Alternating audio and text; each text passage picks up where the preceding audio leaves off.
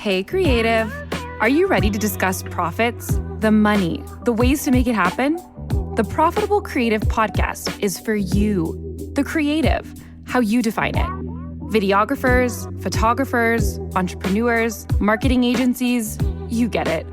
CEO of Core Group and author Christian Brim interviews industry experts, creative entrepreneurs, and professionals alike who strive to be creative and make money at the same time.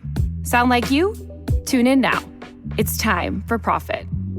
Welcome to another episode of The Profitable Creative, the only place on the interwebs where you will learn how to turn your passion into profit. I am your host, Christian Brim. Special shout out to our one listener in Rialto, California.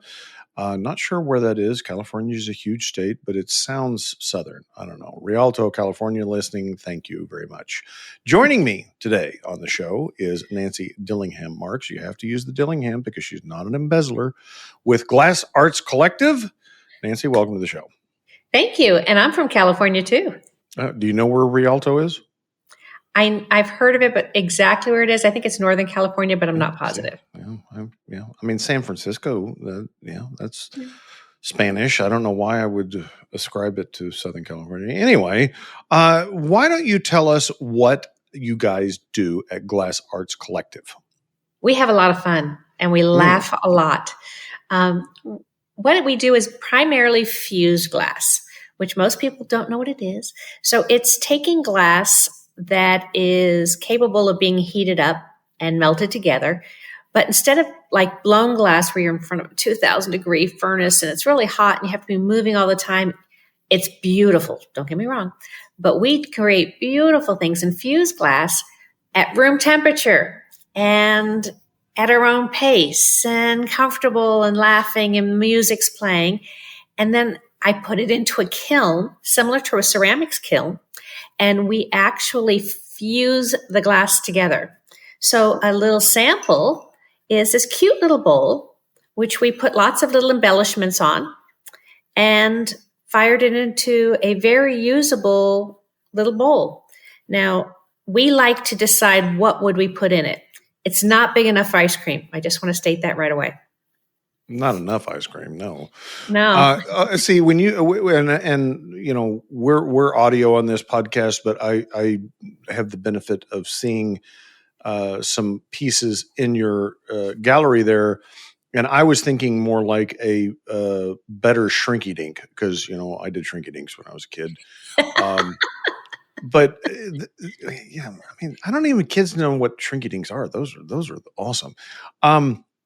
But this looks like something that maybe they would have made stained glass out of. Is that the same process?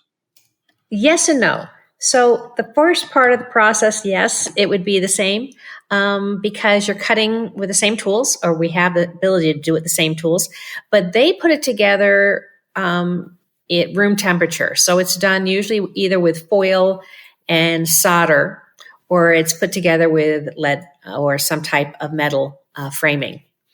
And theirs really isn't usable for food, for example. Well, so we make bowls and platters and plates that all can be used for food. We make wall art, table art, garden art, jewelry, wine bottle stoppers. I mean, we have, I would say, a larger variety of types of things we could make. And some of the glass is not food safe, but stained glass that's sort of designated as stained glass is not able to go into the kiln easily.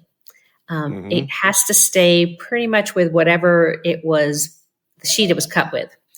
There is a thing called coefficient of expansion, COE, and that is how it's measured on the rate of expansion and contraction. So stained glass doesn't have to worry about it because it's not getting put into any type of heat.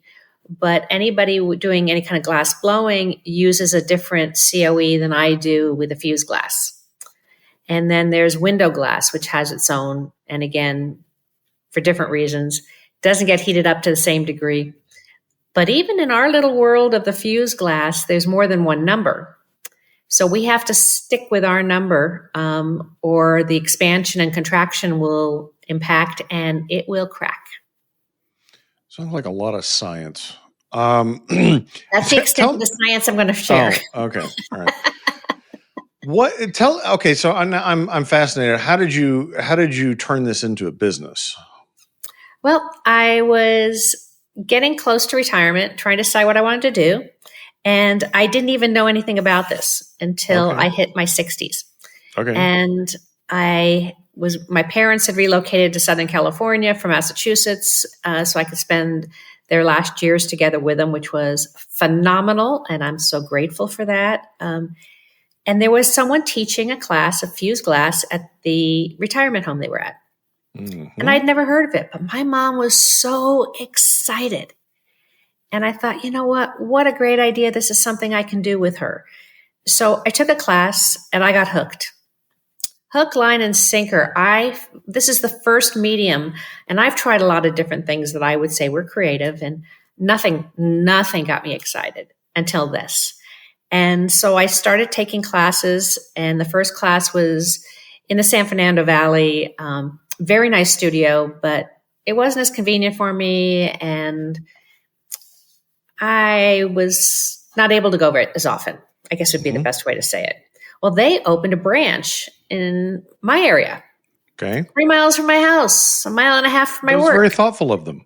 I thought so. And the manager here was phenomenal. And I came in every chance I got because it was so easy. Then, unfortunately, and I don't know why, they chose to close this branch. And that was after about a year of my just being in love with fused glass.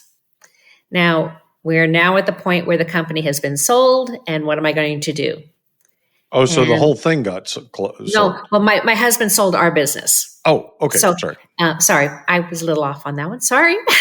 No, so now I am officially That's retired. my job as the host, is to clarify. So you do a very good job. Thank you. So my husband sold the company, and now it's like, okay, what am I going to do? And we talked about the things that I was passionate about, and the number one thing was the fused glass. Well, I have learned how to run a business because after working over 30 years in corporate, my husband's business, which was the last job I had, was working in a small business. And as the chief operating officer, I was responsible for most things that went on in the back end. And so I was a businesswoman before I was an artist. But that's usually not the case. Usually it's the other way around. You hope that they can be combined. That's an important part. Yes. So I decided, you know what? The space here is now vacant that I really liked. And I created a corporation, and I took out a new lease, and I opened Glass Arts Collective with the idea that I would ask other artists who I knew to help teach until I was strong enough to do it myself. And how long ago was that? 5.5 years ago. Okay, so this is a fascinating point to point out observation. Most creative businesses start out with someone having a passion in a thing, and they start, but they don't have any business experience, right? And you came at it ass backwards. That's my personality. Yes, but it's fascinating because most of the time, people come on this show and they talk about their experiences of like figuring out how to make money at what they did. But you already came in understanding the blocking and tackling of business and could apply that. So what would be the things you would emphasize to other entrepreneurs that maybe didn't have the business background that you did in starting a business in a creative industry? I would say to do the opposite of what I was thinking. I would bring somebody in to help set up the business.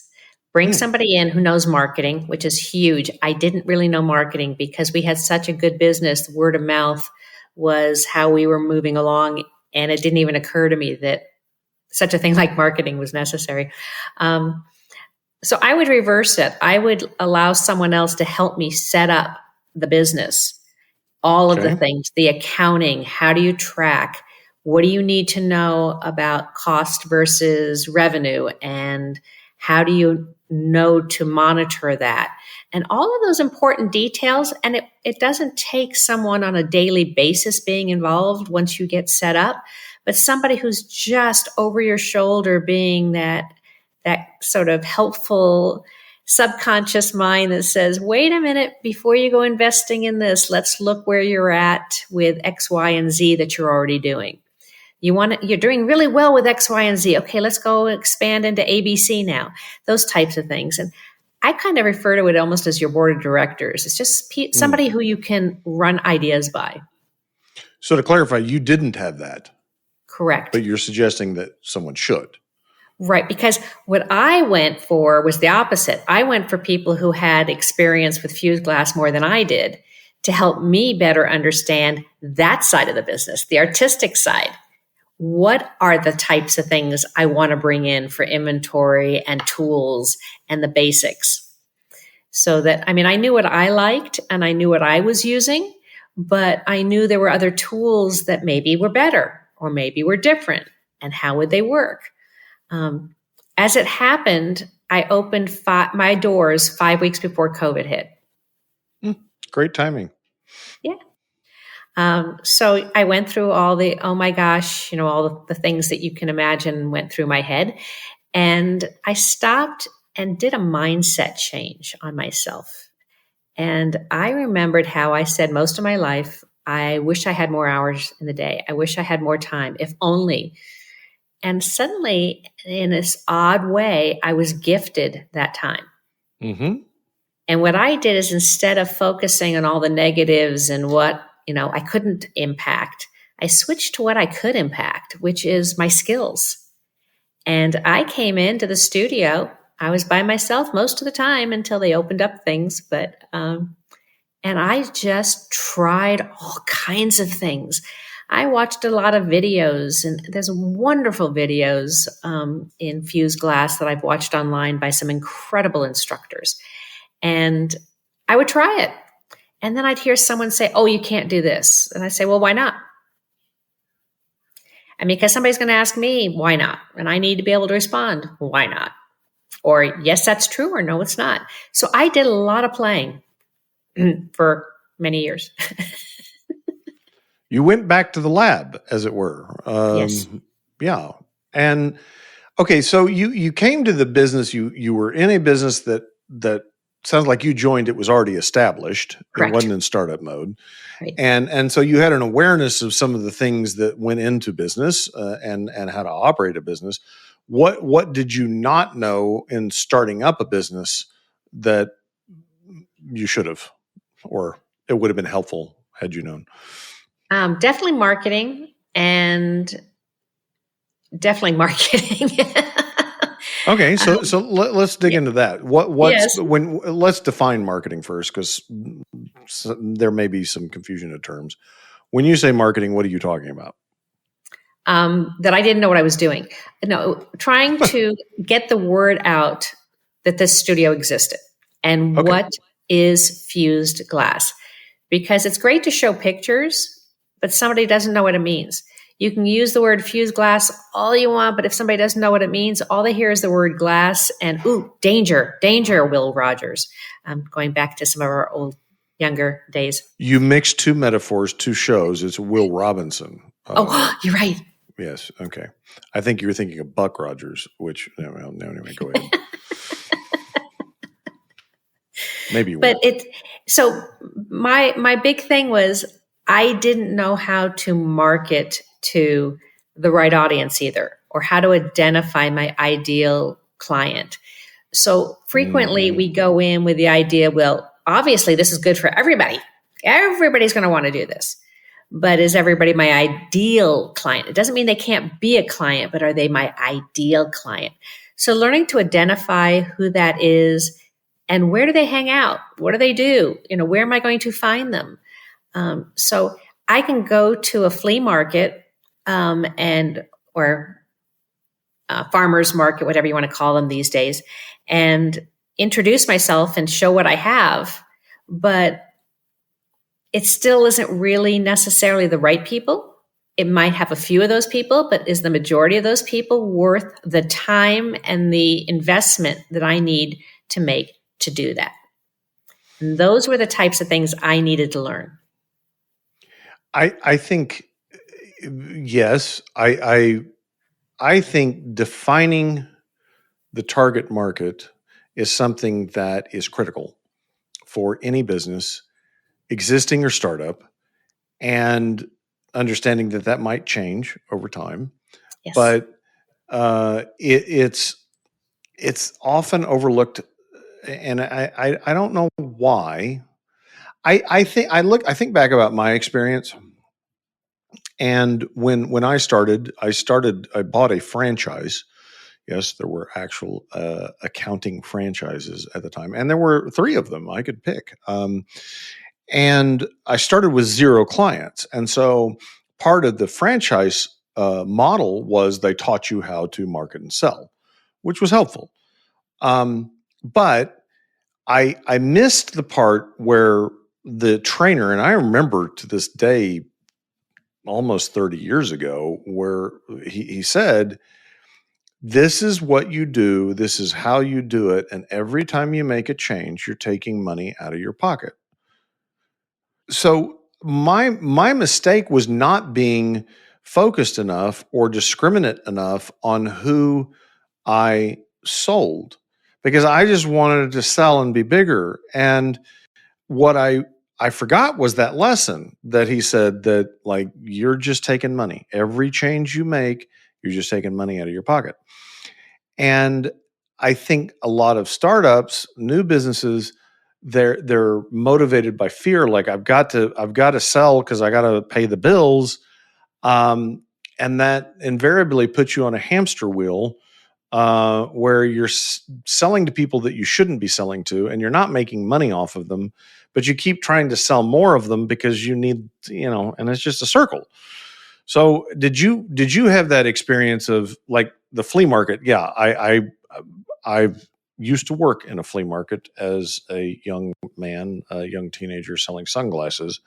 And the flea market I worked, none of those people are coming to class to do Fuse class. None of them.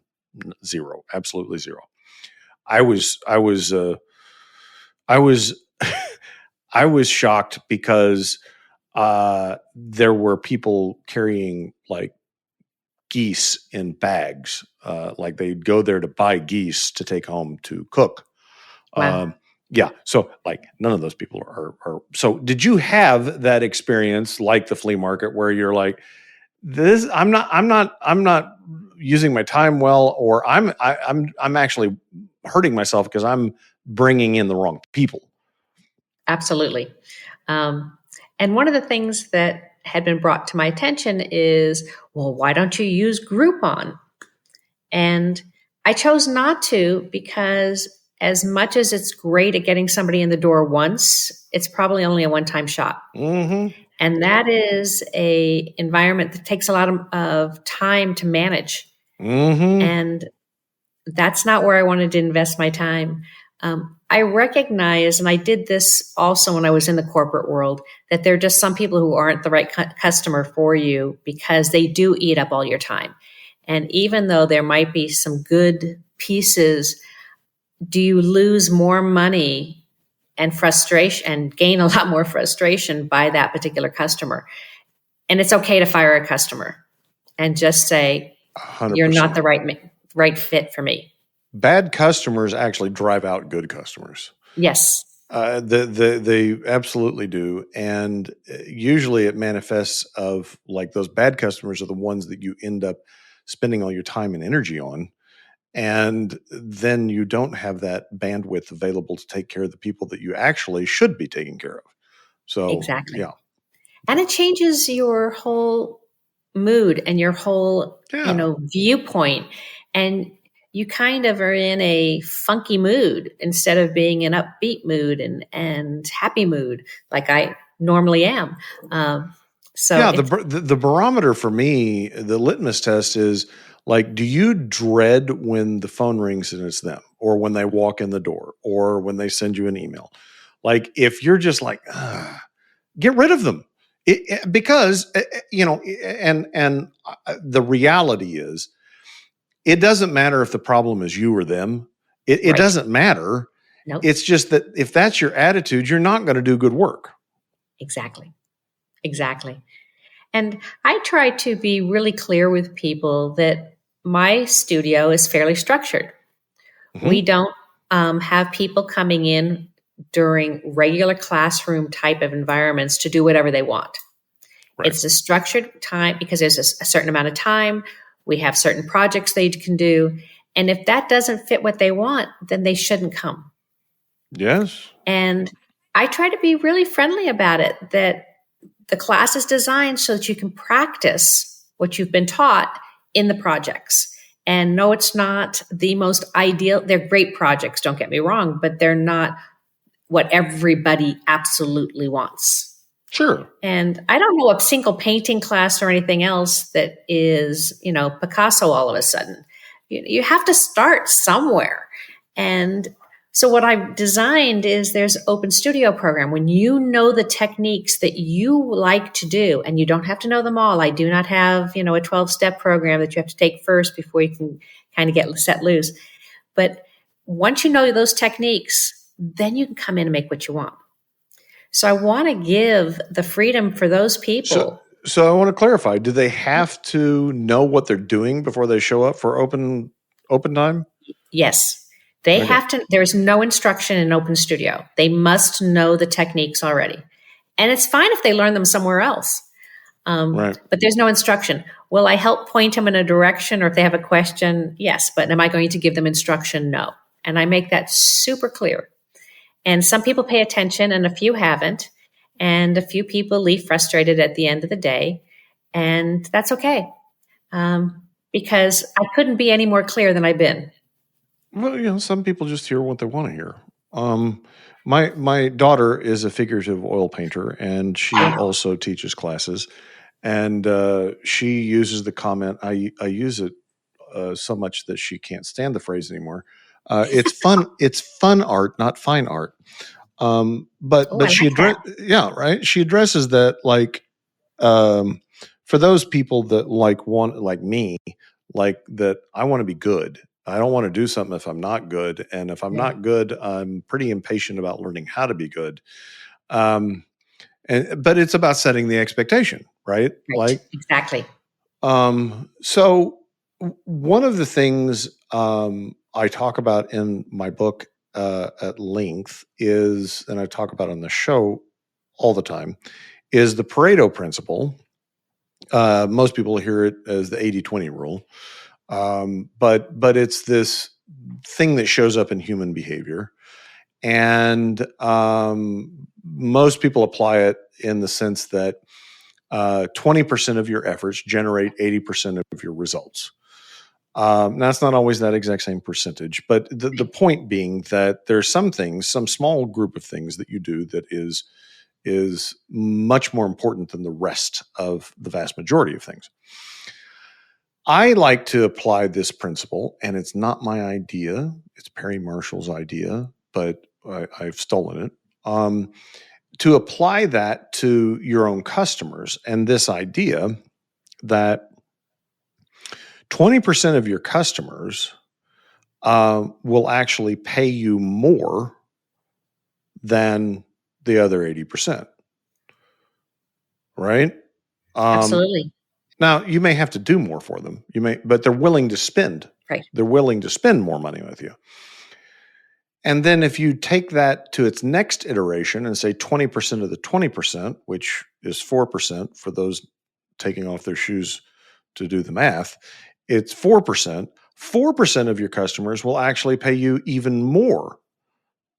Now, the problem or the challenge is, how do we capture that value? Those people that want to spend more with you, want to do more with you, would give you that money, figuring that out. So, have you experienced that in your business? Absolutely. So, one of the things that I've learned working in large corporations as well is really kind of the ability to communicate well with people. Mm-hmm. So I always look for what I referred to as a win-win-win situation. So I worked at IBM, I worked at Toshiba, I was selling technology, and that's what I did with my husband's company as well. But understanding what it is the person really wants. It's great to say, I need a network switch, or I need a new car. What kind of car? What do you need the car to do? What are you looking for? It wants to get you there's so many different cars that can get you from point A to point B. Do you have to take a lot of people with you? Do you have to take children with you? Do you have to take a lot of equipment or things in the car with you? And by clarifying what it is they are looking for, you have a much better chance to helping them get where they want faster and easier. So as I opened my studio, as an example, initially I was the only one in the gift shop. Mind you, I'd spent several years making stuff, so that was pretty easy to put them in there. Well, my open studio program that I had created, and it's been modified and enhanced, but they were coming on a regular basis and making a bunch of stuff when we were fully open again. And I was listening to them, and they didn't have a place to sell it. They kind of been giving it away to friends, and, it's been great gifts and everybody loves it, but they're kind of having a stockpile. And I said, well, don't you want to open up an Etsy site? An idea, right? Yeah. Yes. Or don't you want to do? And they were like, I don't have the business sense to do that. I don't have the time and the energy. I mean, the idea that scares me to no end. And I went, ding, ding, ding, ding. What else can I do for them? You can put things in the gift shop. Mm-hmm. And they looked at me like it was the greatest thought ever. Okay, I exaggerate a bit, but that was, it sounded really good right for that moment. Sliced bread, as they say, better than sliced bread. So I originally I was just a gift shop physically here. And then when I started realizing how much stuff we have, and only people in the area know about it, do I really want to ship glass? You know what? I know how to ship glass. I know how to package things. I went to being online. Mm-hmm. And, I brought them all with me. And originally I just had all of the stuff listed, and that was great because it wasn't that much. But I had one person come to me and just say, I found something I really liked on your website, but it didn't list the artist's name. And I was curious to know what else that artist did. And I'm like, OMG. I didn't think about that. That's kind of that marketing thing that I didn't totally have in place. So I spent about 2 hours max. It didn't take that long. It sounded like this overwhelming big project. I just went through and added the artist's name on each item. And then I created a subcategory by artist. A project that I thought was going to take me weeks took me 2 hours to do. And I was like, okay, this is really pretty cool. Yeah, I would say you're much better at marketing than you think you are, because really, I mean, the reality is, marketers and people that sell marketing services don't want to tell you this, is that most of what they do is guesswork, because you're dealing with humans and you can't predict how humans are going to behave. There are some principles for sure, and I think they're very important principles in marketing, but a lot of it is experimentation and learning. And most important, which is what you did, is listening to your customers. Yes. That's the best way to find out everything you need to know. Exactly. But when I was doing it in these other organizations, it didn't occur to me that that's what I was doing, and that was marketing. So I had to make sure that I represented what the customer needed, to the point that the customer could tell their boss why this was the right solution. Because I knew as a manager— You had a 3-party sale. Yes, that was important. They had to know. I had to make sure I represented the manufacturer correctly. Mm-hmm. Because if there was a problem, they would support me, because we had that conversation about what the customer needed and that I was doing the right thing. So I had any kind of an issue with the product did for some reason, they were right there to help me. And then the company I was working for, if it wasn't the manufacturer, then I needed them to be happy. So it was really so easy. It sounds like it's a difficult thing to do, but it was so easy by just saying, I want to make sure that everybody is getting the right thing. And in that respect, I know a lot of times manufacturers offer a spiff for an extra $1 or $2 if you sell their product. And that's great. But you know what? It doesn't add up to being the value, like you were saying, by making sure you gave the people what they wanted and needed. And they came back to me because I made them look good. And so they wanted to do business with me again. We might have been a little bit more expensive, and that was okay. Because, you can go online and just buy about anything, but you don't necessarily know if it's the right fit for you. And by taking the time to work with somebody to get that information was huge. And I was very successful. I want to pivot back and ask a question. You don't have to answer this, but I'm curious now that you've let the cat out of the proverbial bag. What percentage of profits do you generate from the store versus the studio, versus the instruction or the rental of the space? I haven't looked at it lately. In the past, the classes definitely generated more. More revenue. I said revenue. More profit. What generates profit more and profit? Revenue. Profit and revenue. Both. Okay. Both. The gift shop is a percentage of what I get. I take a percentage from it's consignment. It's consignment. And so I do sell a lot of my stuff, but the percentage overall doesn't make the profits there better than the classes still. Okay. In absolute dollars, but what about percentage? And let's lay time on top of that. Time-wise and percentage-wise, I would say the gift shop is the ideal for growth. That is my direction for growing the company more is the gift shop. Mm-hmm. Because once we've taken the time to photograph, create the descriptions and all of as much SEO and everything, the keywords that we can, and get it up on the internet is a fraction of the time that it takes for us to ultimately make, compared to my taking my time to have a class and to teach and then do all the back end work that needs to be done to get the things fired and cleaned up and packaged and notifying people to come get it. So the gift shop is ultimately my bigger revenue generator in the big picture, especially going forward. You're speaking in terms of potential. Yes. Yeah. Because if you're going to do more classes, you got to hire more instructors and have additional space. So I mean, like that, you're kind of maxed out there, right? But right, a virtual gift shop, it's unlimited.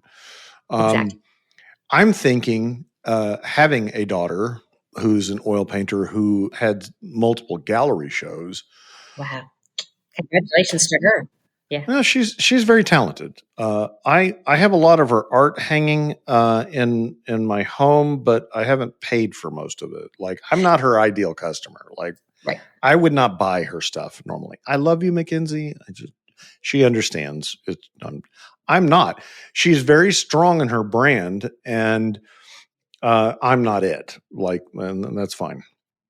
In any case, what I was going to say is what came to mind as you were talking about that person that said that they wanted to know what else that artist had produced. I'm thinking like, and I don't know how Etsy's laid out. I don't know any of this, but I'm like a separate page by artists, maybe your top 5 artists, but like the artist has their own page and it's their story and it's their journey. And like, that's what came to me. I don't know. You can take that for what it's worth. And well, I did very similar, and I didn't go to Etsy. I have it all on my own website because if I'm going to pay somebody to do the marketing, I have to still market for Etsy. I'm going to put it to my own. Are you using like Shopify or something like that? WooCommerce with WordPress. Okay. So each person does have their own tab And when you get to their tab, you have their story as well as information. I'm not as good at WordPress as I was at Squarespace, but I learned as an example, and this is another thing for new people. It probably won't affect as many people, but in Squarespace, there is not an add-on product for shipping that includes insurance. So I can do shipping all day long, but it will not allow me to add insurance. And when I'm shipping glass, that's a big part of what I needed to have. And it took a while. It took quite a while, way too much time to find out that there was no one who did that. So I had to completely have the website rebuilt. Now I built Shopify. I built Squarespace myself, so that didn't cost anything, but I did have to hire someone to do WordPress. And WordPress is a lot more complicated and has a lot more potential issues, unfortunately. Yeah. Yes. I was around at the beginning of WordPress, and, at the time, it made a lot of sense. But to kind of emphasize my point, about trying to be all things to all people, it kind of grew into this monstrosity that is actually now very difficult to use. Like, you can't really use it without some professional to help, which is then where places like Squarespace came back in and said, we're going to make this simple. But there's the problem: is every act of simplicity eliminates options. So exactly. So again, you need to really think through everything. And it's easy to miss something. And that was somewhat of a costly mistake for me. But luckily enough, again, I built out the Squarespace. So I would have had to pay somebody to do WordPress in the first place anyways. So I did learn a lot, and I love learning. I'm in my 60s and I still love learning, and I still love taking classes, and I still enjoy acknowledging that there are things that are different and have to be done differently. I actually took computer programming in college, to date myself even more. Even though you can figure out the math. I'm pretty sure you were learning on punch cards. Yes, exactly. I was learning on punch cards on a mainframe. And it's so funny because people don't know what those are. No, I came 10 years after you. I was using the TRS-80s, so I had it so sweet. I was, when I was at Sony Pictures Entertainment, 286 laptops were starting to get rolled out, and I've been on quite a journey in the technology world. Majority of my corporate life was in technology, and it's changed so much over the years. It is societally transformative that it's such a change. I want to go back to this statement you made. You love to learn things. I don't know if you've run into this. I ran into this, where my tendency was to jump in and solve problems and learn things, right? Like, that's what I like to do. But I've learned that, as I've grown an organization of more people that have jobs that are like, doing things, I oftentimes got in the way because I was trying to learn and figure it out. And it's like, just being able to say, yeah, I want to, but it's not even that I don't want to. It's that I'm going to make things worse if I try to involve myself. Have you run into that? I have, and it's been a fun combination of, because I've worked in different roles and had people working for me. Some of them knew what they were doing and some of them really didn't. So it was important for me to understand the concepts. Absolutely. Not necessarily so I could do it myself, but so that I could ensure that I knew what was going to happen. In some cases, I would say, you don't have to follow my steps exactly. We just need to have the same end result. So if you find a way that works a little bit better for you, but the end result's still the same, and it doesn't take significantly longer, if it's shorter, great, but not significantly longer, I'm okay with you having the flexibility to do it your way too. When I was working at Columbia Pictures / Sony Pictures, I joined when it was still owned by by Coca-Cola back in the 80s. And there were people who were frustrated. And I actually went up and said, what's wrong? Why are you frustrated? Because I could tell it was job related. And it usually came down to the information that they were receiving from somebody else was not in a format that worked for them in any way, shape, or form. And I would look at it, and I like to sort of see myself as a problem solver too and jump in. And so I would call the manager of the other department, and in a really compassionate voice, because anything other than that, people take it as an insult and they feel like they're being attacked. And I think that is a huge thing that people need to learn, is it's not all about me. And that if you want to work with somebody, you need to approach it in a compassionate way. But I explained that I didn't know if there was anything that could be done differently, but is there a way for us to just talk, the four of us, their employee and my employee and I, and just see if there was another way that the information can be shared. So they're still getting what they need in a way that works for them. And can we get what we need in a way that doesn't require us to basically reinvent the wheel every day? And come to find out, absolutely. It was something, and I don't remember the exact details of what it was even, but it was so simple. And they were like, oh, yeah, we could absolutely do it that way instead. It's just, like a press of a button and it changes. Right. And they were like, oh my God, why didn't you say something sooner?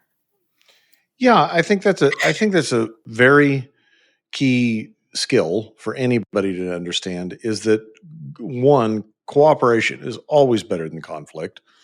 Yes. And two, being able to explain to them why it's in their best interest. And you can call that sales, you can call it whatever, but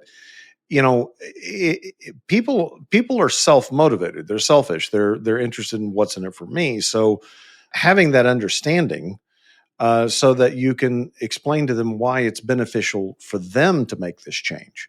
Yeah. And it's not about me. Hey, this is why you want to do it, right? Yeah. And that comes down, like, you can use that in business all the time. Like if you need to make a change about how your customers or clients interact with you, deal with you, communicate with you, like, hey, I know you hate to do it this way. So what if we did it this way? Would that be better for you? Would that, remove some of your frustration? Like, oh yeah, that's a great idea. But it was for me. My motivation was for me. Right. I also want to point out something you said about not necessarily needing to know the skill, but needed to understand the concepts. And I don't know who coined this phrase, but it was somebody in the IT space when I was doing coding. Don't ask. That's a whole nother story.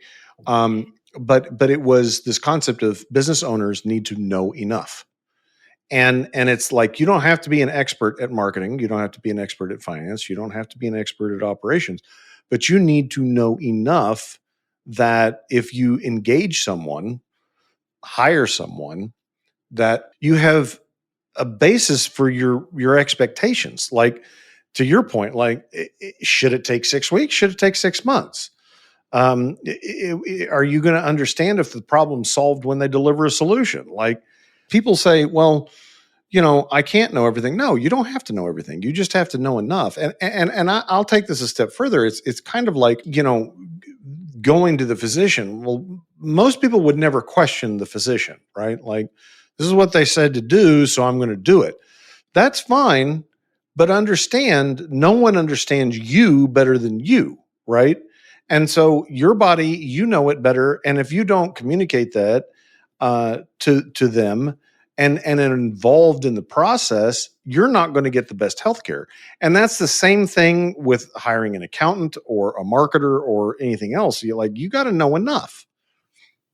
I'm now stepping off my soapbox. No, I completely agree with you. And I would just add to that we will not always use the right terms. So when you're talking to an accountant, rarely are you going to know the language of an accountant.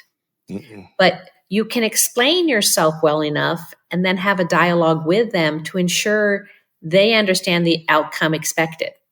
So if you use the wrong term, and you use debit instead of credit, and you were thinking whatever, it's going to happen.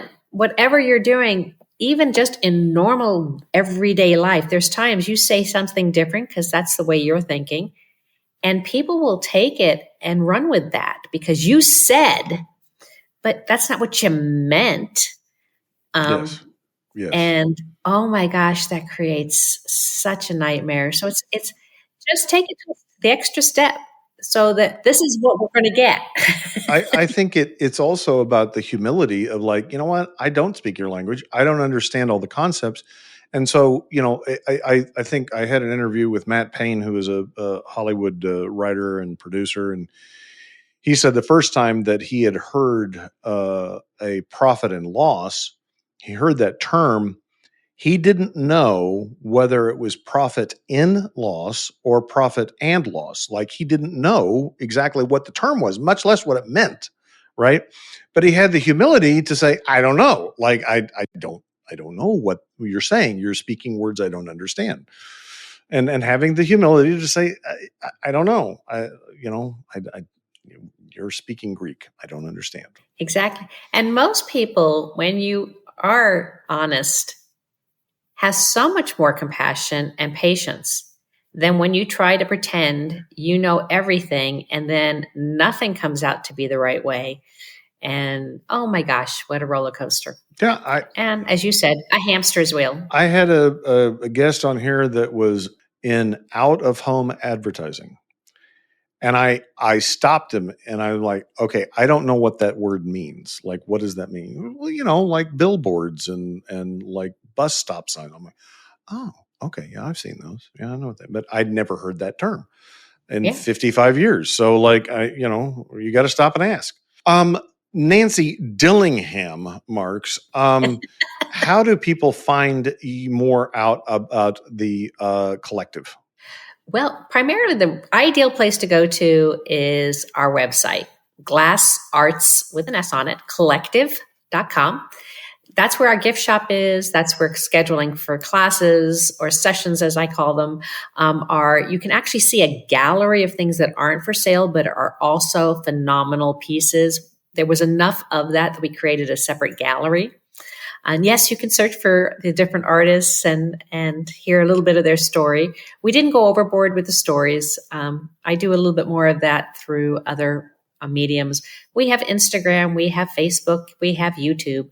But it's really the website that takes you to the most information in one place. Perfect. Listeners, we'll have that link in the show notes. For those of you listening, if you like what you've heard, please rate the podcast, share the podcast, subscribe to the podcast. If you don't like it, shoot us a message. Tell us what you want to hear, and I'll get rid of Nancy. Until then, ta-ta for now.